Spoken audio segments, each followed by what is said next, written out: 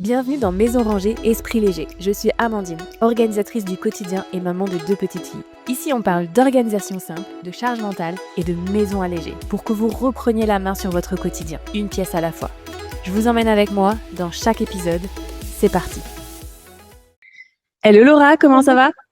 Coucou Amandine, ça va bien et toi? Ça va, merci beaucoup d'être là. Je suis vraiment trop contente de te recevoir. Avec plaisir, franchement, ça me fait super plaisir de pouvoir partager mon expérience avec toi.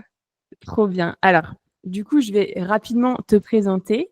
Alors, Laura, c'est quelqu'un que j'ai connu sur Instagram, clairement, hein. Je suis tombée sur, un de tes réels et je crois que c'était le réel de ta présentation, ta petite présentation là qui bouge partout et j'ai trop aimé. J'ai trop aimé, je me suis dit: «OK, là, il y a quelque chose de sympa à aller voir» et je me suis dit: «Allez go» et plus je voyais tes vidéos passer, plus je me disais: «Purée, trop bien». En fait, Laura, c'est juste pour moi une maman, alors lambda dans le bon sens du terme, tu vois? Dans le sens positif du terme et qui s'est mis à désencombrer et réorganiser sa maison toute seule. C'est pas une experte, elle est pas formée pour ça, elle s'est juste dit: «OK, c'est le moment» et du coup, j'ai adoré et je me suis dit: «Ce serait vraiment bien que tu puisses partager ton expérience justement, à mes auditrices» parce qu'en fait, ben, quoi de mieux que quelqu'un comme elle pour parler de ça?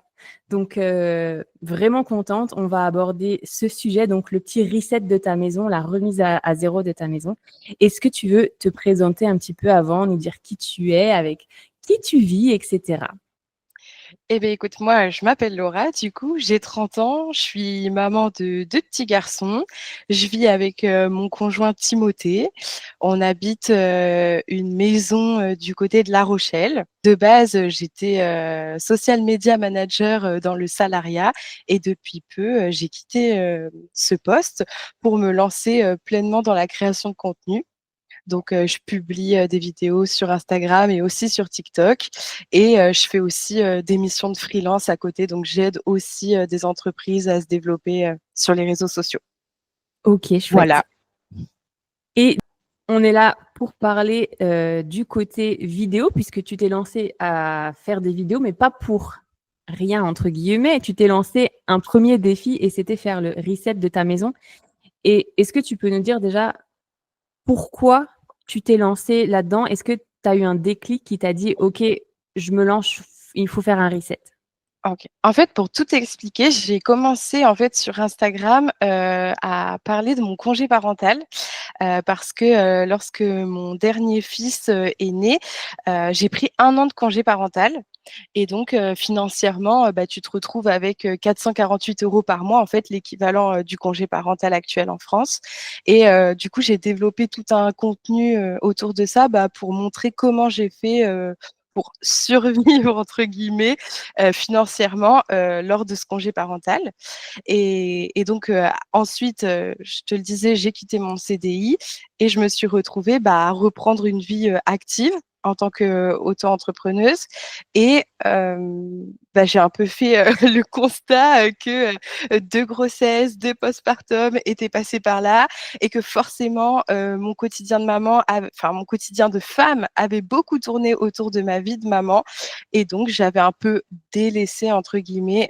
certains aspects, de ma vie comme, mon intérieur.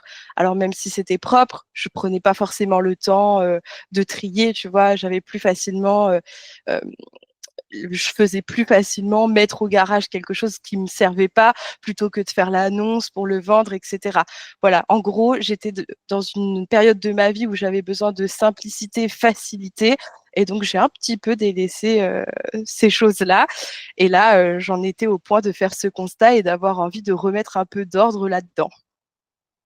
Ouais, je pense que ça arrive à beaucoup. Il y a forcément un moment où tu te dis: «OK, là, que ce soit après un congé parental, ou quand, voilà, il y a un nouveau travail et cetera». Il y a plein de choses et on peut se sentir effectivement, bah, un peu, mal par rapport à ça et toi, quand tu t'es rendu compte de ça, comment tu te sentais par rapport à ta maison? Est-ce que tu étais enfin, tu vois, est-ce que tu étais frustrée? Tu te sentais vraiment une charge mentale? Voilà, qu'est-ce qui t'a En fait, je m'en suis pas aperçue, tout de suite parce que, pour moi, c'était normal à ce moment-là de dédier plus de temps à mon bébé, à mon grand garçon, enfin, voilà. Je m'en suis pas aperçue tout de suite.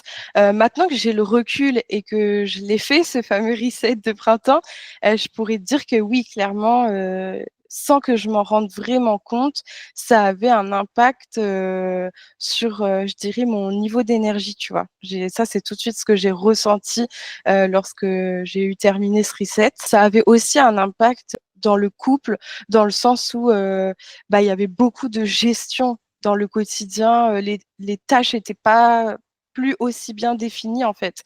Ça avait bougé avec, la naissance de nos enfants et on n'avait pas redéfini les choses et je pense que, tu vois, c'était un tout, en fait.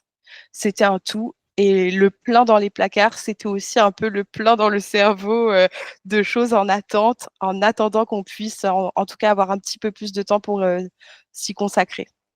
Enfin, c'est marrant que tu dises le plein dans les placards, c'était le plein dans le cerveau parce que on dit en fait qu'on est le reflet de notre maison, tu vois? Et donc forcément, si tout est encombré et voilà, pas organisé, désorganisé, bah, en fait, nous, on va se sentir exactement pareil. Donc comme tu dis, le plein dans le cerveau. Est-ce que du coup, donc tu t'en es rendu compte? Tu en as parlé avant de te lancer? Je pense que vous en avez parlé à 2 en tout cas. Est-ce que tu en as parlé à quelqu'un d'autre? En fait, ça faisait longtemps que j'avais, cette envie. Déjà, à la base, quand on avait déménagé dans cette maison, lorsque j'étais enceinte, de mon premier fils, j'avais dit à mon conjoint: «Ah mais c'est le moment idéal, pour prendre, uniquement, ce dont on a vraiment besoin». Voilà, j'avais déjà commencé à parler de ce souhait. Pareil, il y a eu des périodes un peu charnières, la période de nidification là, quand on est enceinte, vers 7-8 mois, qu'on se sent, de nouveau, enfin plutôt dans le deuxième trimestre, quand on se sent, de nouveau énergique, mais bah, qu'on a envie de préparer son foyer à l'accueil, de bébé. Le truc, c'est qu'en vrai, tu te sens énergique, mais tu es quand même enceinte, quoi. Donc, c'est vrai que j'ai jamais réussi à mener à bien, ce truc-là jusqu'au bout, en tout cas tel que je l'ai fait, récemment. Mais oui, j'en avais plusieurs fois, parlé à mon conjoint. Après, sur le coup, c'est sûr que lui, il voyait pas, l'intérêt tel que moi je le voyais. Ouais. Voilà. Donc, ça et puis après, bah, j'en ai parlé à tout Instagram, donc Ouais. c'est déjà pas mal. C'est vrai, vu sous cet angle, effectivement, ça fait quelques personnes d'informées. Et Vas-y. d'ailleurs, si on remonte dans le fil, de mes vidéos, donc là, le reset, je l'avais commencé, au printemps, vers, mars-avril, alors qu'en l'été dernier, en juillet-août, j'avais déjà entamé une série, pour tout te dire, de 2 vidéos, que j'avais intitulée «Reset, de maison» et que j'ai fait 2 pièces et j'ai arrêté. Donc tu vois, c'était vraiment quelque chose que j'avais en tête, mais qui avait jamais, été jusqu'au bout, du processus. Ouais, tu avais essayé, puis finalement abandonné et en fait, Mmh, là, c'était la bonne. Des fois, faut c'est juste ça. essayer. Ouais, c'est ça. Tu as dit ton conjoint était pas vraiment tout de suite pour.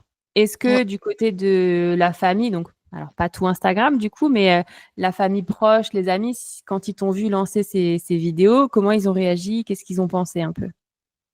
Ouais. C'est plus, dans l'aspect de mon foyer par contre, par exemple, mon fils encore aujourd'hui, il cherchait quelque chose, pour te dire son masque de patrouille Mmh. et ne le trouvant pas, il me dit: «Mais maman, on ne l'a pas vendu à d'autres enfants».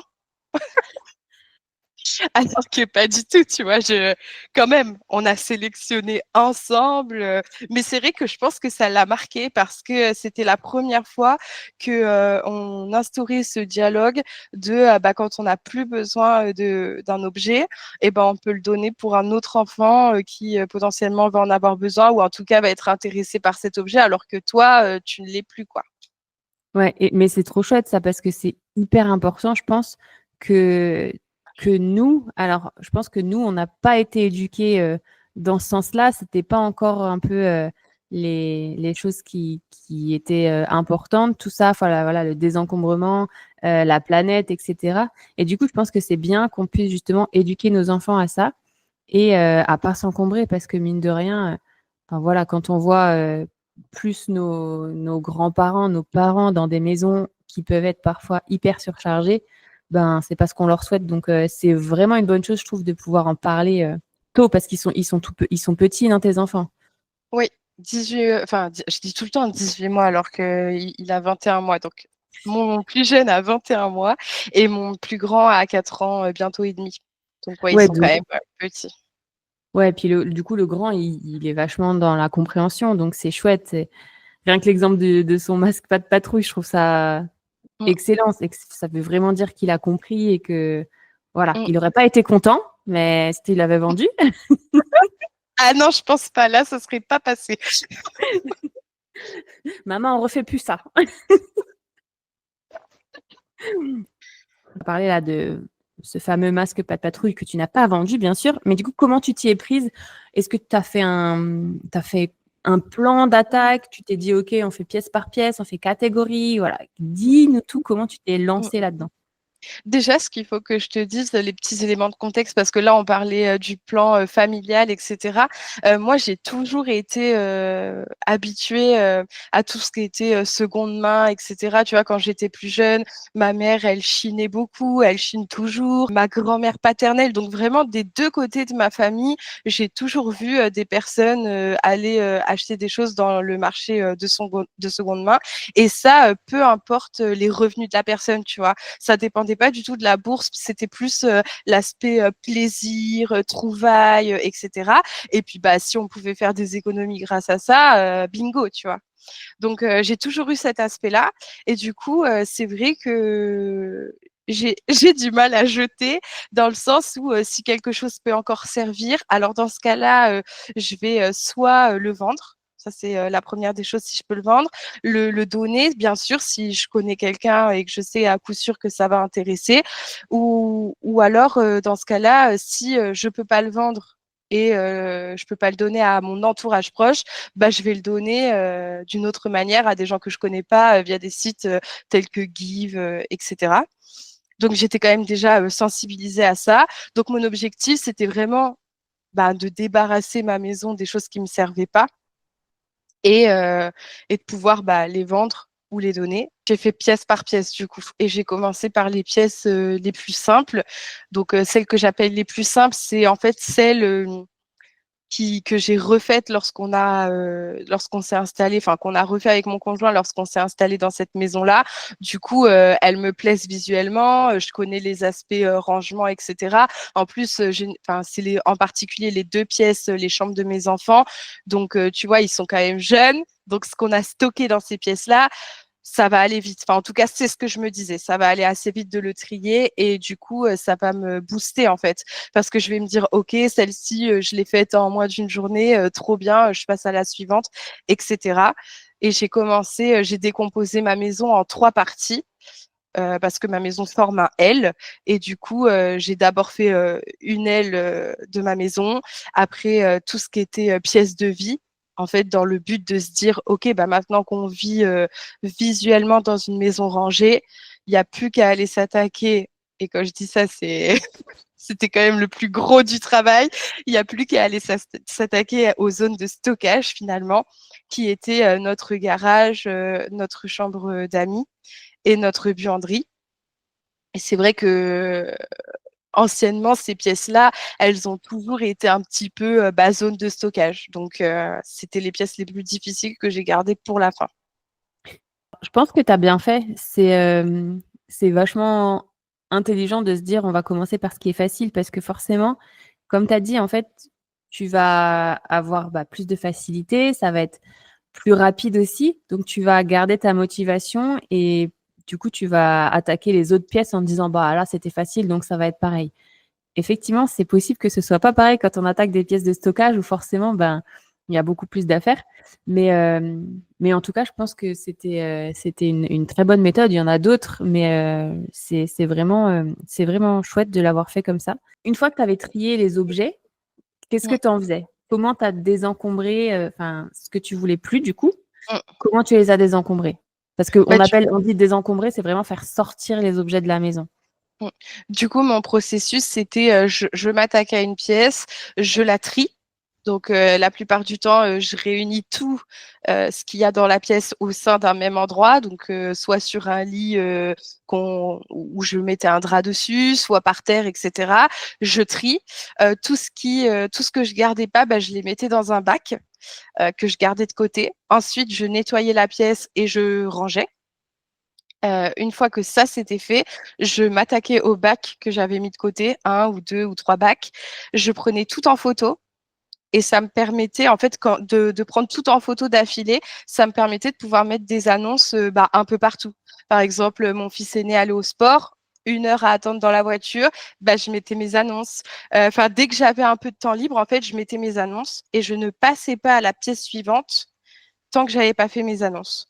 Du coup, globalement, bah, je mettais mes annonces sur Le Bon Coin, Vinted, et au final, il y a beaucoup de choses qui sont parties grâce à ces sites-là. Après, il m'en reste encore que pour le coup, j'ai stocké au départ dans ma buanderie, puis après dans mon garage. Mais voilà, j'étais OK avec le fait de garder 5 à 7, combien 6 à 7 boîtes de stockage au départ, en attendant que les ventes se fassent, quoi. OK. Sur ces sites-là, genre Le Bon Coin, Vinted, est-ce que ça t'a pas on connaît tous les pépites de Vinted.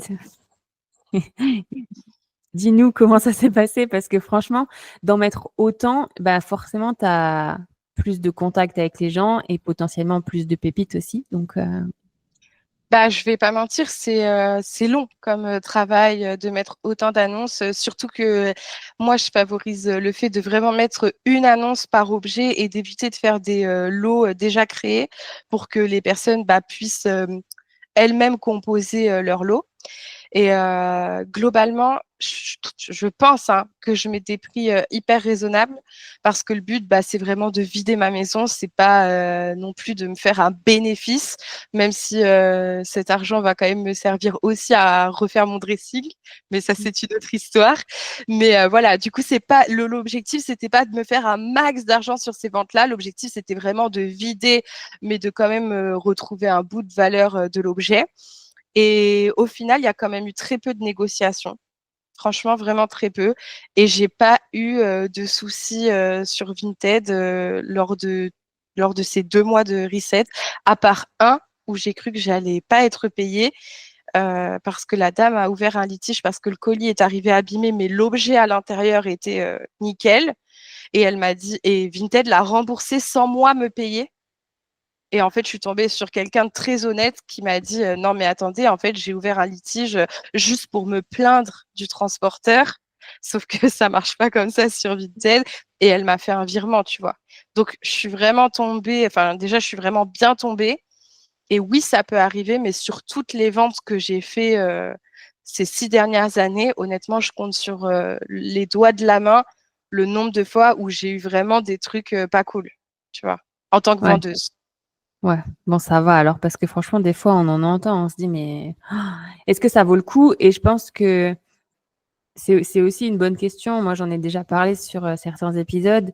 Ça peut être aussi une charge mentale de poster des annonces sur Vinted parce que quand ça part pas, quand ça stagne, bah, en fait, on a toujours ces boîtes-là et je sais pas si toi, tu t'es fixé, une deadline justement. Est-ce que tu t'es dit au bout de, je sais pas, 1, 2, 3, 1 an, 1, 2, 3 mois ou 1 an, ben, est-ce que je finis par donner parce que finalement, stocker dans ma maison si ça sert plus, Mmh.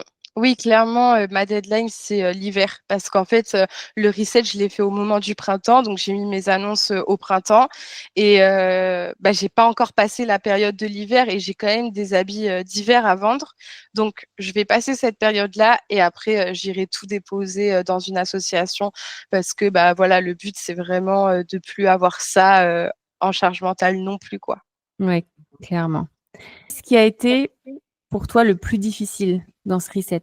Ben, je dirais que c'est, les pièces, les dernières pièces parce que enfin, déjà, en fait, la durée, juste la durée et encore, je pense que j'ai été rapide parce que, comme je te disais, je suis auto-entrepreneuse, donc aujourd'hui, j'organise mon emploi du temps, comme je veux, et donc forcément, ça facilite aussi de pouvoir trouver des plages horaires, et des moments pour le faire.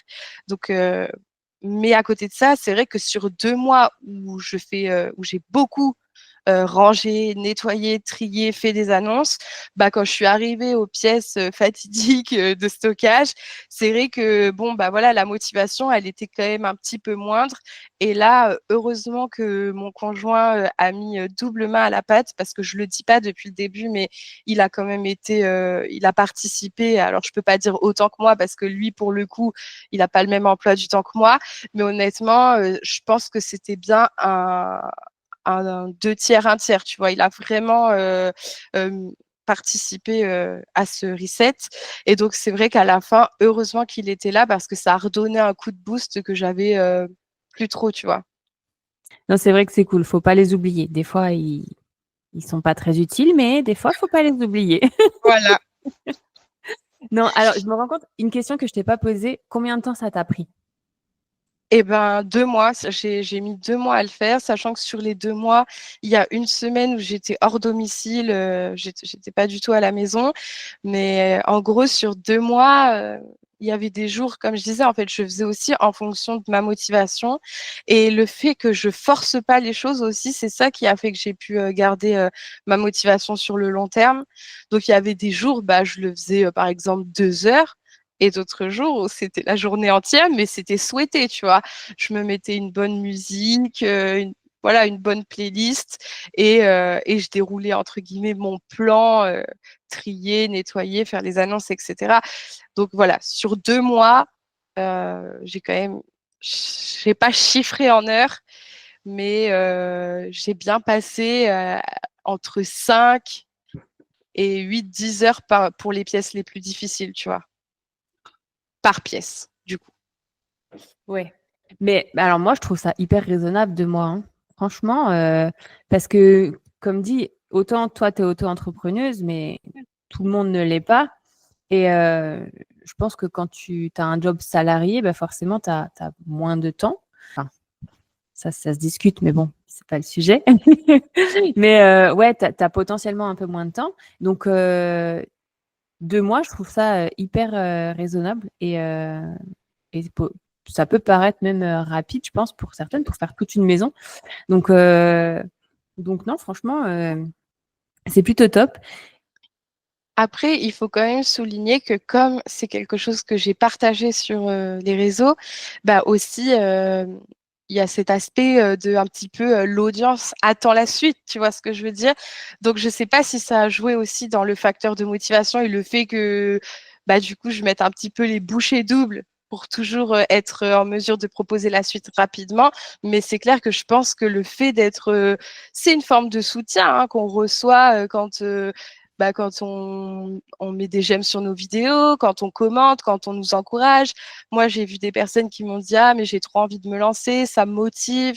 Il y avait des personnes qui m'envoyaient en message privé bah, leur progrès à elles et en fait je sais pas tout ça, ça génère une motivation et pour elles et pour moi, tu vois. C'était vraiment donnant-donnant. Et ça, c'était chouette, tu vois. Je pense que pour les femmes, les hommes, enfin les couples qui ont envie de se lancer dans une remise à zéro de leur maison, ben, trouver d'autres personnes qui ont le même objectif et former un petit groupe WhatsApp, Insta, je sais pas, tu vois, pour échanger, ben, je trouve que c'est vachement encourageant en fait. Ouais, c'est hyper important et on se rend pas compte des fois de l'influence qu'on peut avoir, de la bonne influence justement et qu'on peut donner de la motivation et qu'en fait, les gens se rendent pas compte non plus que eux, c'est notre motivation. Donc, c'est vraiment chouette. J'ai parfois la même chose avec le podcast. Des fois, je me rends pas compte parce qu'en plus, on voit pas les gens. Mais justement, j'ai encore eu un message ce matin d'une personne qui me disait j'aime trop écouter tes podcasts, ça me motive, j'ai l'impression que c'est une copine qui est avec moi et tout. Et du coup, ça motive trop à continuer. Et je pense qu'effectivement, comme tu dis, ça a pu t'aider à te garder motivé. Donc non, c'est chouette. Trouvez-vous quelqu'un qui vous motive et que vous allez motiver, ce sera plus facile. Écouter des podcasts bah, qui traitent de cette thématique comme le tien ou des émissions. Alors, je ne saurais pas les citer, mais je me rappelle du fameux C'est du propre quand j'étais plus jeune. C'est un petit peu dans les cas extrêmes, tu vois, mais c'est vrai que d'écouter ça en fond, finalement, moi, en tout cas, je le ressens comme ça, comme le fait que ça motive, quoi. Ouais, clairement, clairement. Aujourd'hui, du coup, tu l'as terminé ton reset. qu'est-ce que tu dirais que ça a changé? Comment toi, tu te sens maintenant dans ta maison? Bah, trop bien. Enfin, franchement, ça a changé, à la fois pas grand-chose et à la fois, beaucoup. Pas grand-chose parce que visuellement, tu te dis pas, enfin, tu vois, il y a des personnes qui ont, par exemple, des syndromes comme le syndrome de Diogène. Enfin, clairement, là, c'est l'extrême. Tu vois, moi, quand on rentrait chez moi, je pense pas que les gens se disaient, que c'est le bazar chez moi, tu vois? Hormis le petit coin de jeu des enfants, peut-être. Mais voilà. Mais par contre, c'est vrai que ça a changé énormément de choses d'un point de vue charge mentale. Tu vois, mais c'est indescriptible. Je sais pas te dire, ça m'a retiré un poids en fait, tout simplement. Et du coup, ça m'a redonné une énergie, une nouvelle énergie, quoi. Quelque chose que j'avais pas ou plus, je sais pas te dire. Mais c'est vrai que je me suis sentie tout de suite plus énergique, plus créative. Plus enjoué de manière générale et du coup, tu as plus envie d'entretenir et mon conjoint aussi et ça, c'est chouette. Donc voilà, tu vois, du coup, les routines sont beaucoup plus simples à mettre en place. Quand, par exemple, je parlais de l'espace des jeux des enfants, et ben, le fait que on se contente de l'essentiel dans le salon, bah, le soir, c'est plus l'invasion de jouets, enfin le tsunami de jouets à ranger, tu vois, parce que bah, on préfère faire tourner les jouets et que ça intéresse en permanence nos enfants plutôt que d'avoir bah, la montagne qui s'accumule dans le salon, quoi. Mmh. Ouais, c'est fou l'effet que ça peut avoir quand vraiment on commence à essayer de minimiser, ce qu'on possède tout simplement. Alors, on va pas aller jusqu'à être dans le minimalisme, c'est pas du tout ça parce que même moi, c'est pas ça, mon truc. Mais quand on se rend compte qu'on a trop et que des fois, il suffit juste de faire, un bout de pièce pour se dire: «Waouh, ça fait vraiment du bien».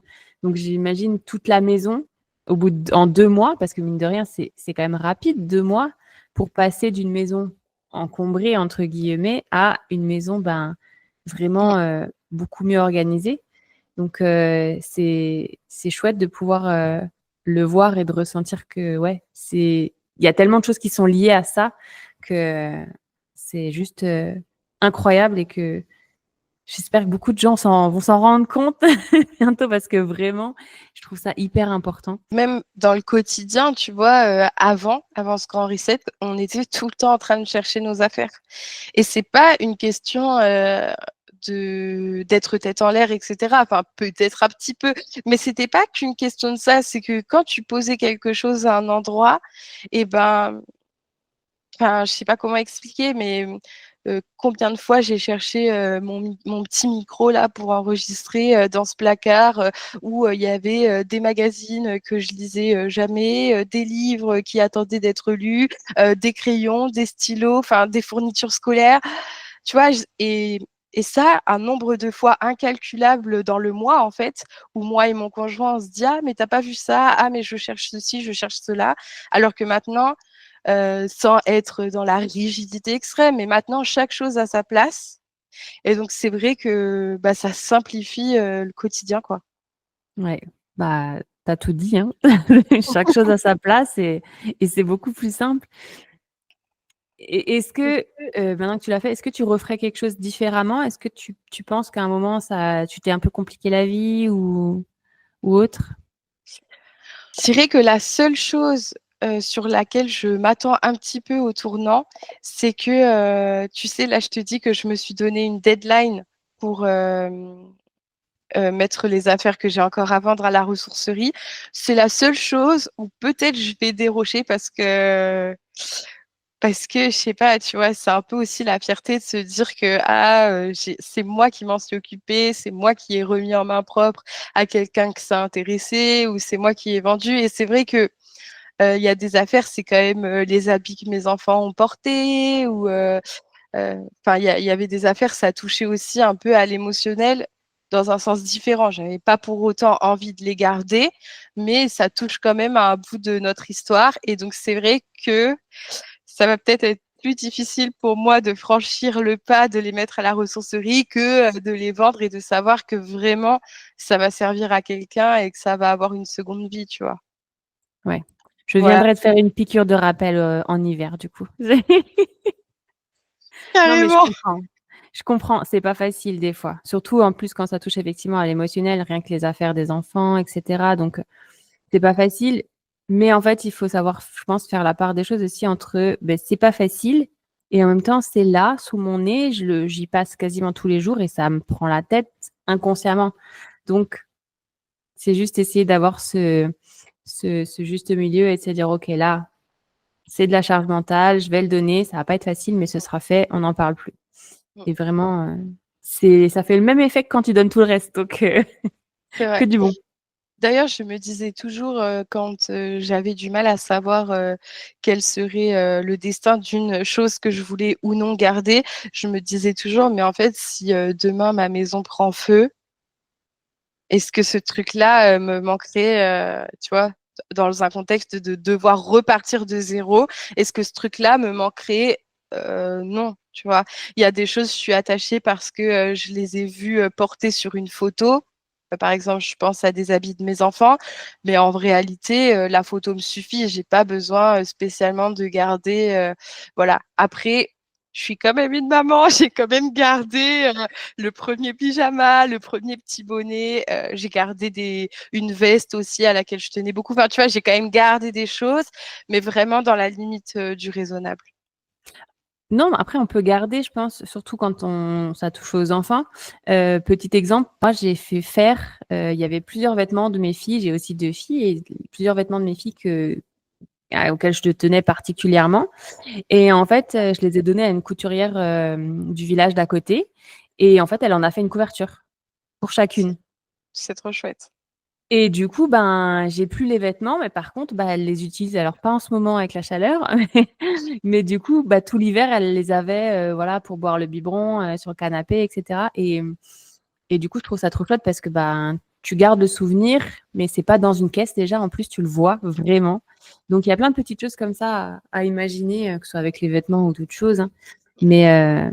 Mais le coup de la maison en feu, j'ai bien aimé. Genre, si tu penses que ta maison est en feu, enfin, si ta maison était en feu, est-ce que cet objet te, te manquerait? Je trouve que c'est un bon conseil. Est-ce que tu aurais, du coup, allez, deux, trois autres conseils pour une maman qui voudrait bien, qui se sent complètement dépassée et qui se dit, il faut que je le fasse, mais je sais pas comment faire? Bah, franchement, déjà, le tout premier c'est, mais un max de bienveillance parce que, on dit: «On se sent dépassé» et cetera, mais en même temps, on est à des périodes de nos vies, enfin, la maternité, c'est quand même aussi une période, de vulnérabilité et donc enfin, c'est très clair que faut sentir le bon moment, tu vois? C'est Je sais pas comment expliquer, mais voilà, faut avoir aussi, retrouvé, une certaine énergie pour pouvoir s'y mettre, tu vois? Et parfois, c'est pas le moment et faut pas culpabiliser. Je sais que c'est facile de dire ça, mais voilà, c'est pas de notre faute, en fait. C'est juste que là, dans le chapitre dans lequel on est, c'est pas la priorité de s'occuper de ça. Donc déjà, le premier conseil, c'est de pas se mettre la pression parce que plus on se met la pression et moins on va y arriver, en fait, j'ai envie de dire. Plus on va être bienveillant, plus on va se dire: «OK, j'ai peut-être pas, 4-5 heures devant moi, j'ai peut-être que 20 minutes et bah, OK, 20 minutes, je peux trier quoi? Une étagère» et en fait, 20 minutes par-ci, 20 minutes par-là et on arrivera au même résultat. C'est pas, le délai qui compte de l'avoir fait en 2, 3, 6 mois, 1 an.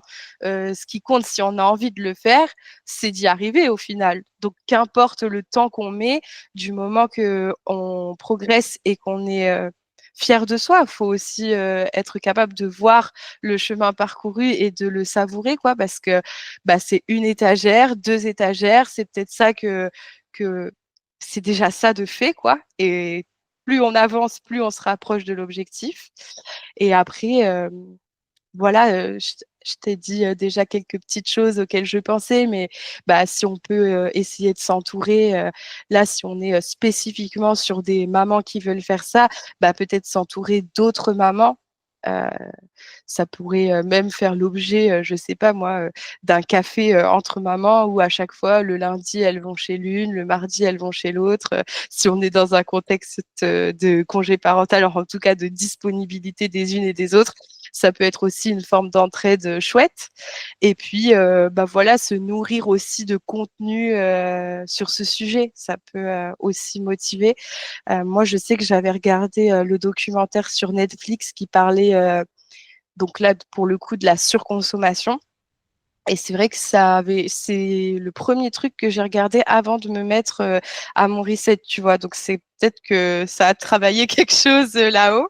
Donc voilà, se nourrir de contenu, se nourrir de l'entraide des autres et un max de bienveillance envers soi-même et d'apprécier chaque petit pas, quoi.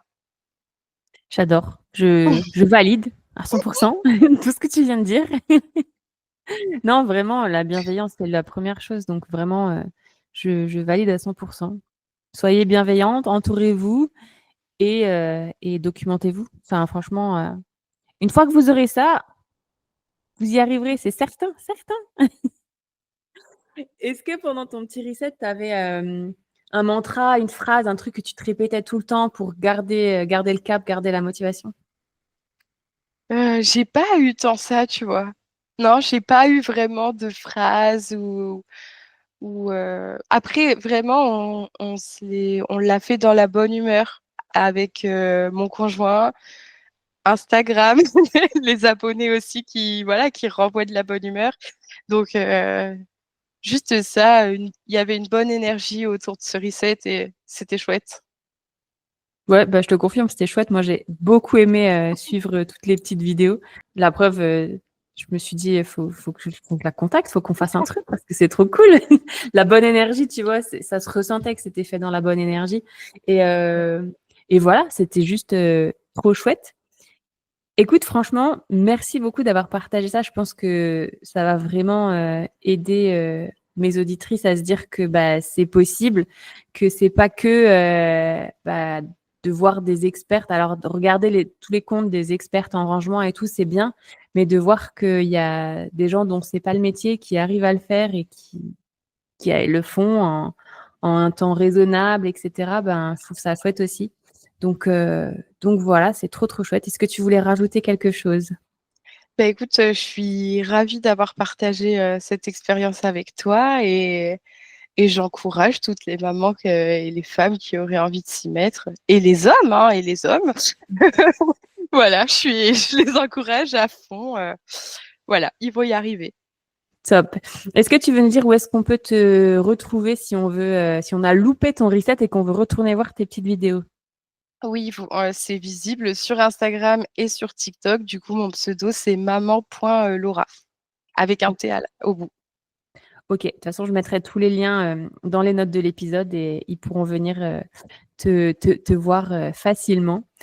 Je te remercie encore beaucoup et puis bah, je te dis peut-être à une prochaine fois. Qui sait, refaire un petit épisode. Avec plaisir, Amandine. Merci à toi. Merci.